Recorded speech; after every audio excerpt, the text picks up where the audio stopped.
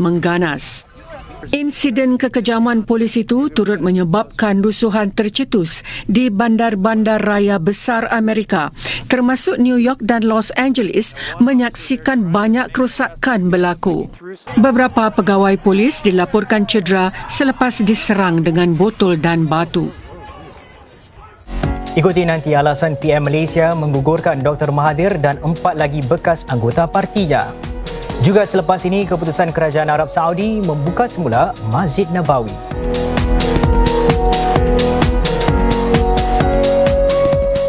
Jimat tenaga dan wang hanya dengan Mitsubishi Electric Starmax Aircon, mudah dibersihkan dan tiada bunyi bising.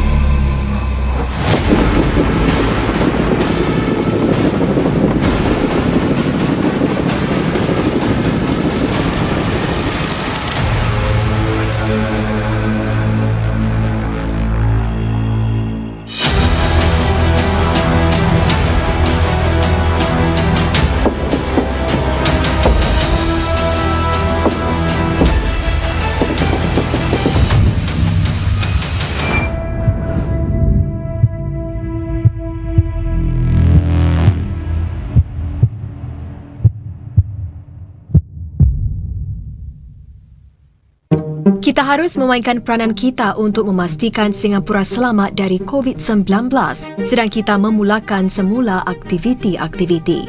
Semua orang harus terus menghadkan pergaulan dengan orang-orang yang tidak tinggal serumah. Tetapi, dalam fasa pertama, pasca pemutus rantaian jangkitan mulai 2 Jun, anda boleh mengunjungi ibu bapa atau datuk nenek anda yang tinggal di rumah yang lain. Kunjungan seperti ini harus dihadkan kepada sehari sekali saja dan tidak lebih daripada 2 orang pengunjung yang tinggal serumah. Menghantar anak-anak untuk dijaga di rumah ibu bapa atau datuk nenek juga akan dibenarkan.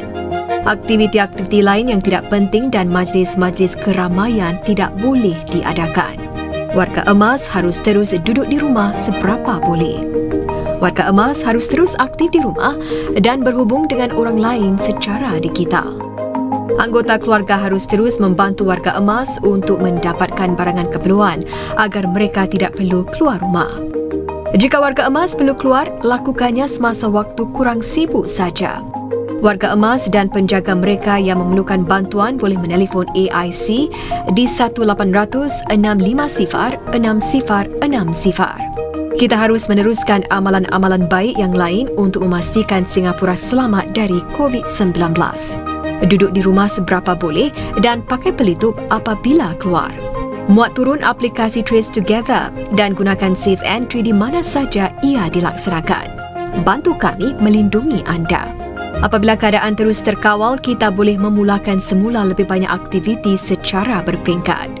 Dapatkan maklumat daripada sumber-sumber rasmi dan jangan sebarkan kabar angin. Daftar bagi khidmat WhatsApp gov.sg dalam bahasa Melayu untuk maklumat terkini tentang COVID-19.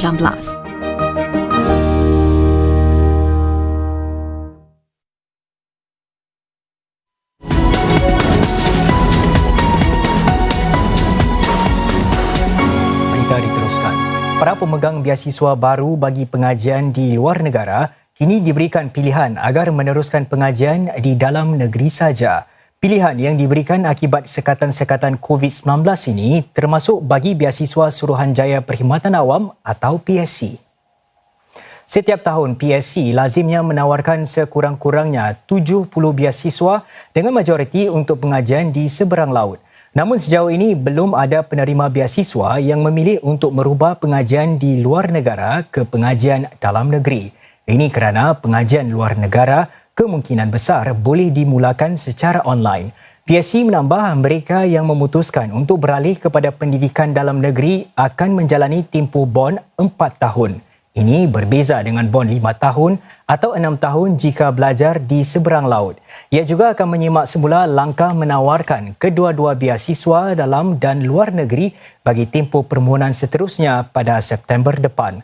Tahun ini, PSC menerima lebih 2,000 permohonan.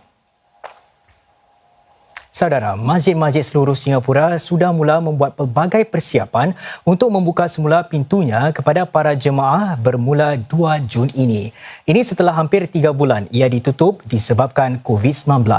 Wartawan Nurul Hasan Agus ke Masjid Sultan dan Masjid Anggulia hari ini untuk meninjau proses masuk masjid dan 2 jenis ruang solat yang akan disediakan.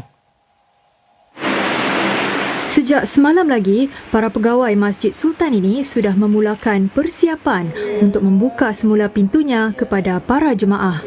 Ruang di dalam masjid ini dibahagikan kepada 2 zon, iaitu zon individu dan zon keluarga.